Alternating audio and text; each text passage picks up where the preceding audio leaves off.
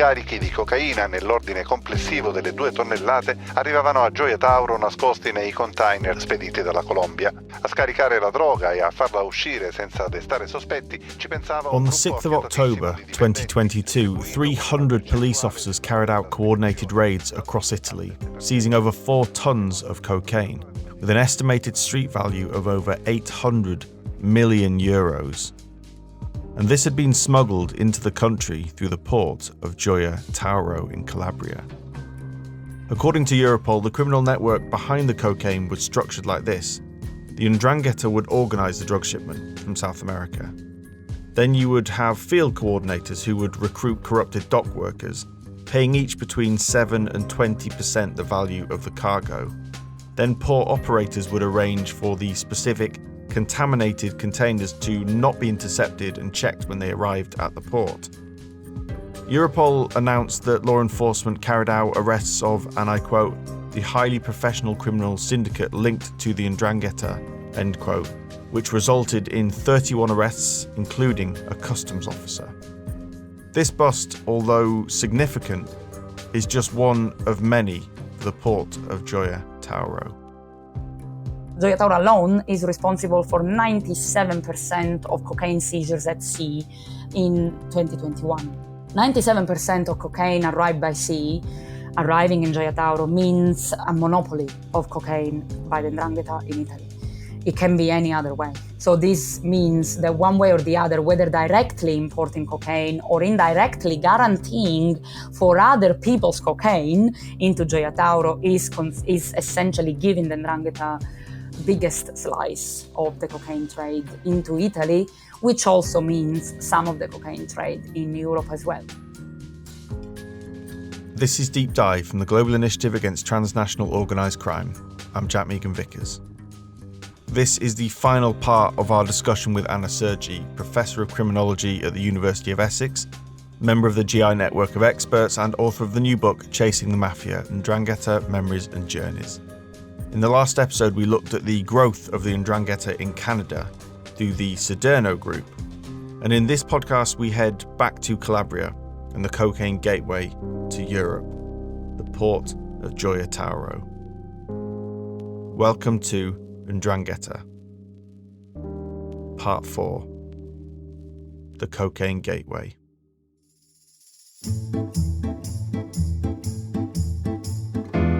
Hanno individuato e sequestrato un altro ingentissimo carico di cocaina purissima nel porto di Gioia Tauro. They say they're looking for gang members in Germany, Canada, and up to 5 in Australia. During the investigation, our team traveled to Italy in order to seek assistance from the traditional organized crime experts, where the Ndrangheta originated. Some 500 defendants, 600 lawyers, and more than 900 witnesses in total.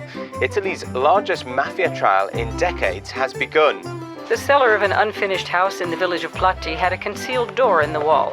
The carabinieri demonstrate how part of the wall can roll backwards on rails, exposing the entrance to a bunker. The Ndrangheta are not just an Australian problem, they are a global problem. Mi sento vuoto, psicologicamente sono veramente distrutto. You must have heard of Ndrangheta in your native Calabria. Oh, no, I was too young when I came from Calabria. I was 17.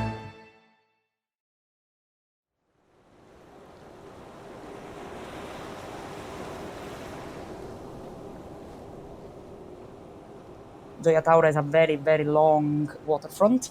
Being at the beach, being in the period around my birthday, which is in the middle of August.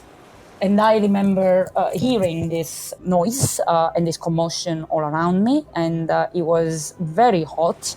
It was mid-August, so it must have been extremely hot. And it was almost time for me to go home, to go back to lunch.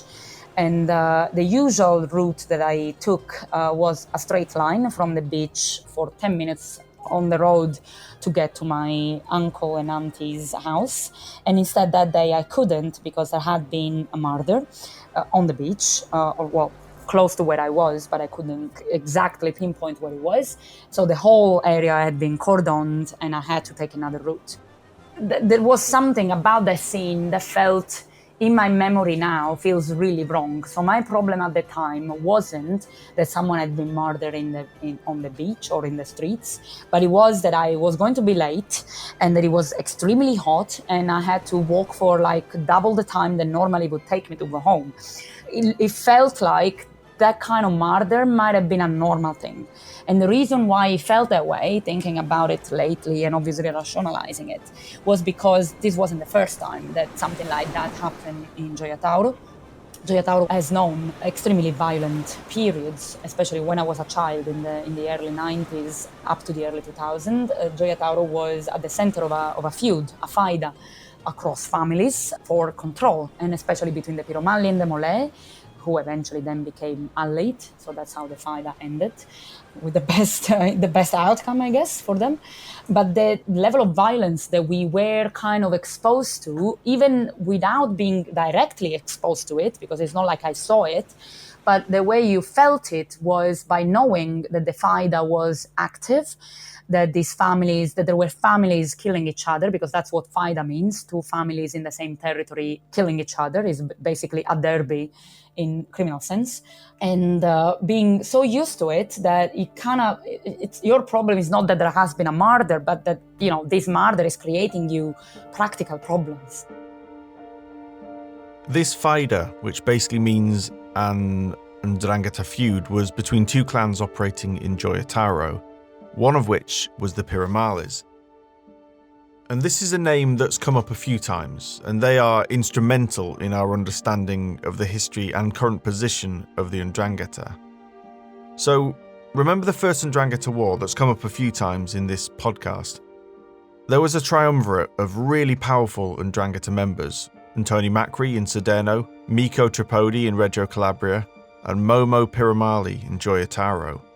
Well, Momo was the only member of the triumvirate to survive that war, and the Piromallis thrived.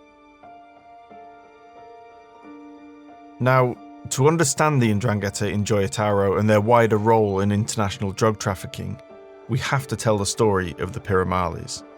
And I think the best place to start is the Reggio Revolt, mass protests in the 1970s, which we briefly mentioned in the first episode.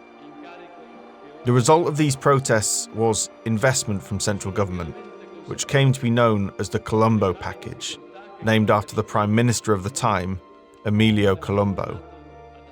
At the centre of the Colombo Package was the construction of a massive new steelworks in Gioia Tauro. And this caused a scramble amongst the clans for contracts and subcontracts and construction vehicles. And it was this scramble, alongside things like kidnapping, that helped increase tension amongst the clans, leading to the First Ndrangheta War. Now, the steelworks didn't happen in the end, neither did the coal-fired power station that was going to follow it, but what did open, around 20 years later, was the huge port of Gioia Tauro, one of the biggest in Italy. So the investments that were made also in light of what vision people had of Gioia Tauro and what Gioia Tauro port could become. So in the 60s, 70s, 80s, the families in Gioia Tauro, one among many families, the Piromalli clan, was going through a very clear escalation of power. So the Piromallis are an entrepreneurial family. They have invested heavily in everything that has touched ground in Calabria since the 70s and abroad as well. They are among the top 5 families of the Ndrangheta, and they were also very much invested in drugs on the one end and in public works on the other. So they saw the potential of Gioia Tauro as both a drug hub and as an investment in itself. And that's exactly what they did. So on the one hand, they placed themselves with other families as the protector of the routes that were becoming the trade routes of Gioia Tauro and are today cocaine routes. So they are the guardians of the port in the sense that everyone who wants to ship cocaine to Gioia Tauro will ask their help. And support, and they will give it to them, including other criminal groups beyond the Ndrangheta. But on the other side, part of the family invested in the port itself by, let's say, providing construction materials, by providing the workforce, by essentially being invested since the very beginning of the actual construction of the infrastructure. On top of that, when the port became operational, they were in the special position to operate extortion in the port. So they ideated this, again, unique system of extortion whereby the company who was running the port terminal, which was MedCenter, accepted the protection racket from the families of the Ndrangheta in exchange for $1.25 each container traded. So you can imagine a port that is just starting and is set to become one of the biggest, the largest port, especially for volume of container traded in Italy, how much money is making from this container and how much money is extorted from each of these containers to protect, let's say, Gioia Tauro and whoever worked there from criminal infiltration. So they had three ways, these families, of benefiting from the port. Drugs, which obviously came with legal trade, investing in the public work that built the port and eventually getting contracts and subcontracts out of it. And third, with this system of extortion that lasted years until it was eventually discovered and sanctioned and stopped in the early 2000s. But the three ways in which these families benefited from the port puts them in a very unique position in the flatlands, in Calabria, but overall, in general, in the Ndrangheta. They are among the, I wouldn't say untouchable, because they are very much touched by law enforcement, but their power is extremely consolidated and diversified. Because it's diversified in the legal and illegal areas, it's very difficult to pinpoint where their criminality ends, in a way. This system of extortion that Anna talks about relates to a case known as Operation Porto. Essentially, the company who operates ship services at the port were approached by representatives of the clans, in particular the Piromalli Moles and the Pesces from Rosano. They asked for $1.50 for each container passing through the port, a sort of security tax, if you will, essentially a protection racket. The prosecution at the Operation Porto trial described it as the mother of all extortion. $1.50 might not seem like much, but if you think that hundreds of millions of containers are shipped around the world each year, and a large port like Gioia Tauro will see a lot of them. The Centre for Industrial Studies prepared a report for the European Commission in 2012 about the port of Gioia Tauro, in part because the European Regional Development Fund had invested in its construction. In it, they say that the Ndrangheta clan's international expansion during the 90s, alongside the construction of the port of Gioia Tauro, likely created a bonanza for organised crime.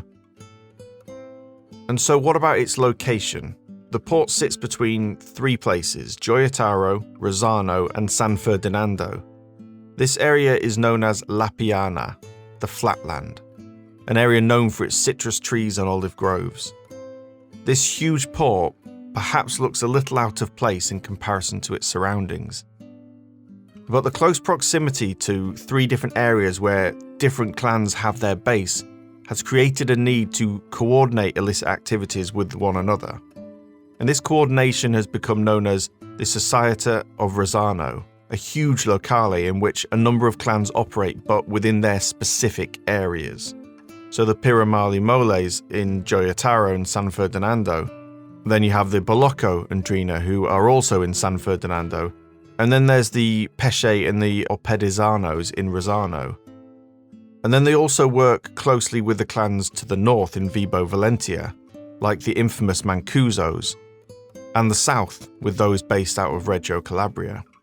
So the only time when the port is really visible is at night, when it's completely lit up and it looks so big in all its splendor at the end of the city of Gioia Tauro.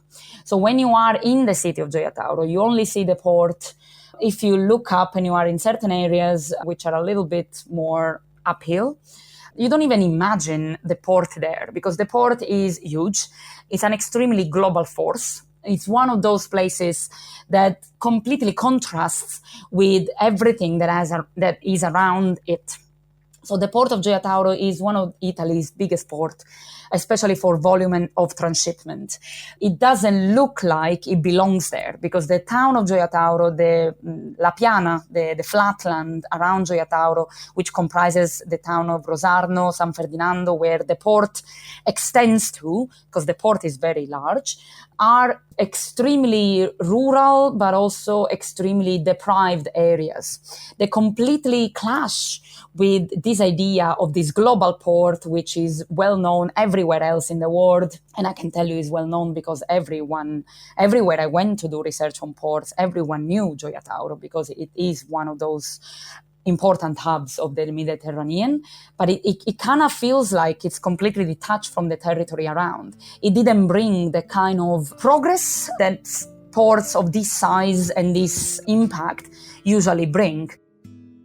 Now, we often hear about the Ndrangheta being key players in the international cocaine trafficking market, and they have cultivated international connections all over the world. From extensions of their own clan in places like Canada and Australia, as we've heard, but also working with other transnational organised criminal groups like the PCC in Brazil. Além do inquérito policial que apura a ligação da máfia italiana com o PCC, o primeiro comando da capital. Or for regular listeners to this podcast, they have a long-standing connection with Clan del Golfo in Colombia. El agente encubierto grabó la cumbre en Bogotá de narcotraficantes del Clan del Golfo con narcos italianos y franceses que llegaron a la capital del país para concretar la compra y envío a Europa inicialmente de 1 tonelada de cocaína. And then research done by the Global Initiative Against Transnational Organised Crime has also highlighted connections with groups from the Western Balkans. And so, for many, many years, the port of Gioia Tauro has been one of the main cocaine gateways into Europe.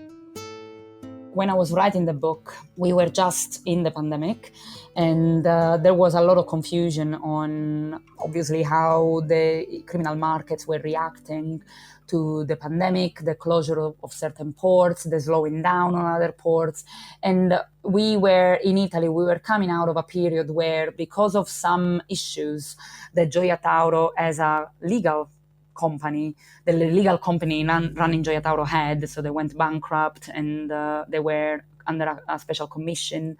So the port lost during 2017, 2018, they lost a lot of trade. And by losing this trade, that also meant less cocaine for the local clans, which essentially also meant moving out of Gioia Tauro and choosing other ports for cocaine shipments.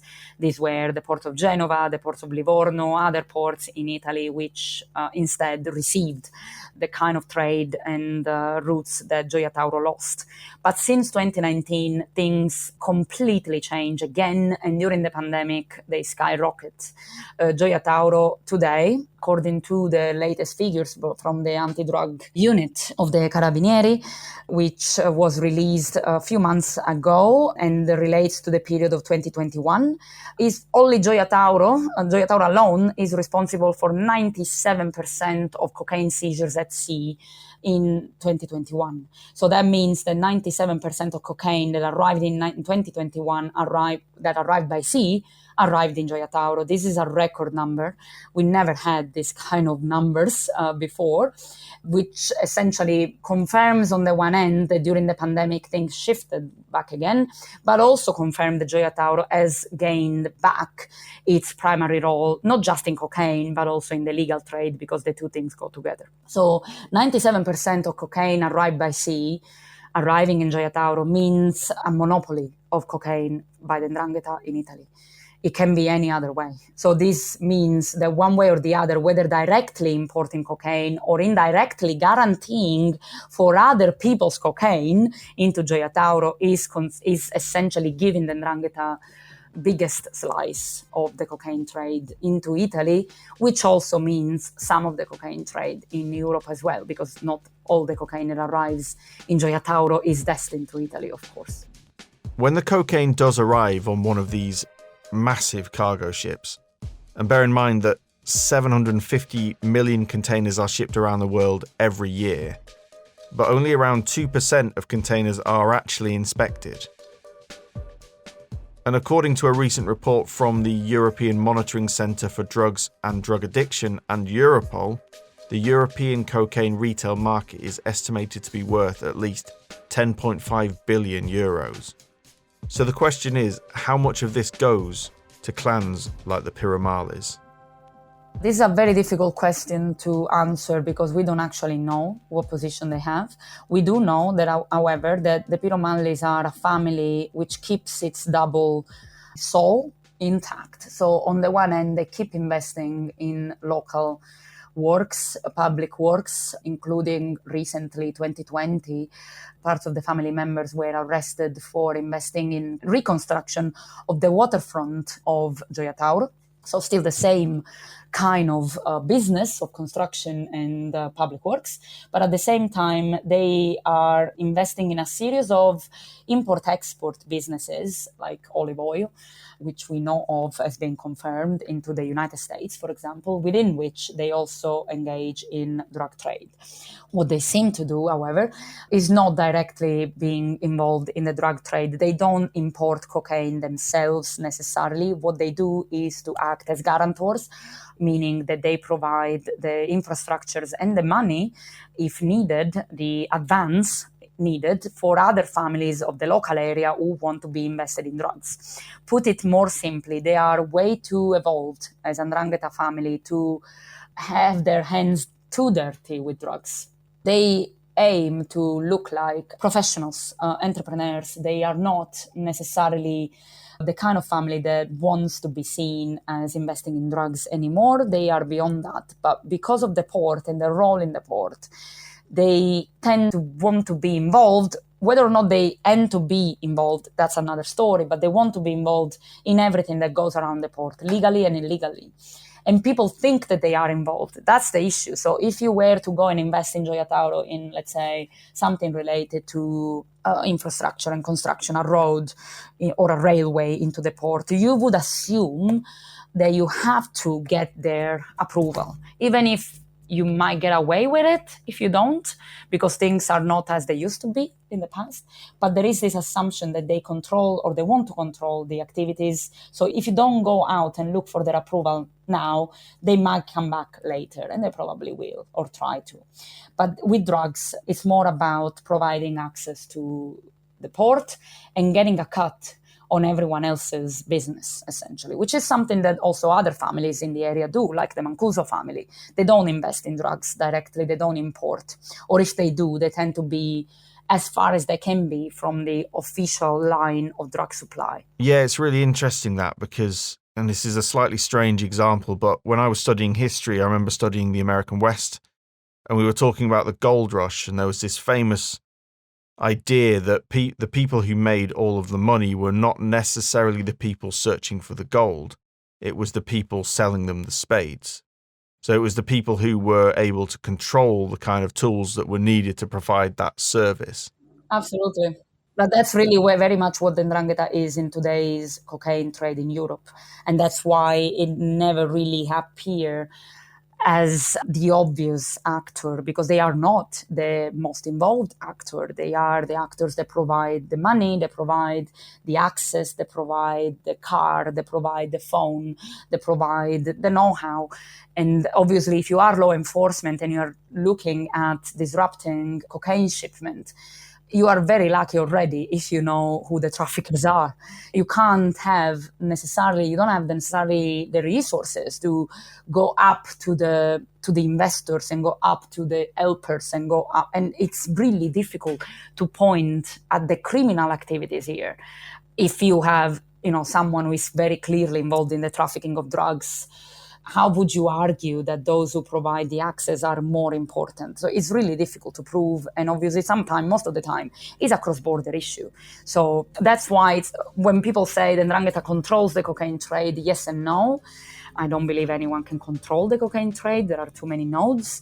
But at the same time, I do see why the Italian law enforcement is always very adamant to say, by controlling this type of access and this type of resources, they are the most active enablers of certain areas or certain nodes of the cocaine trade.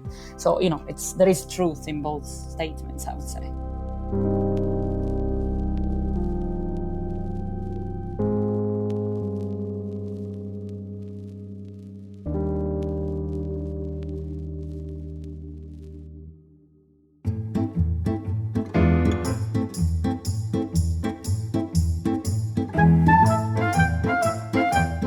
And that's it for this episode of Deep Dive and the end of our Ndrangheta World Tour.